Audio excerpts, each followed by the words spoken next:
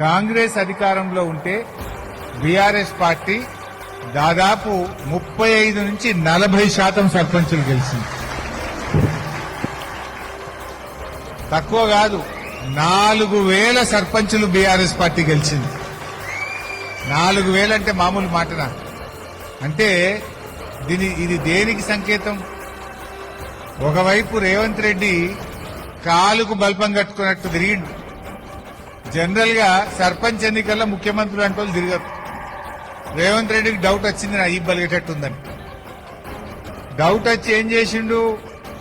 ఎన్నికల కోడ్ను ఉల్లంఘిస్తూ జిల్లాకు పోయి మహిళా సంఘాలలో పిలిపించుకొని దీనికి కొబ్బరికాయ కొడుతున్నా, దానికి కొబ్బరికాయ కొడుతున్నా, ఇది శాంక్షన్ అయిపోయింది, అది శాంక్షన్ అయిపోయింది అని ఊరిచ్చి మాటలు చెప్పి గల్లీ రేవంత్ రెడ్డి తిరిగితే కూడా జనము బండకేసి కొట్టిండ్రు. రేవంత్ రెడ్డికి దిమ్మ తిరిగే తీర్పిచ్చింది ఇలా తెలంగాణ పల్లె ప్రజలు.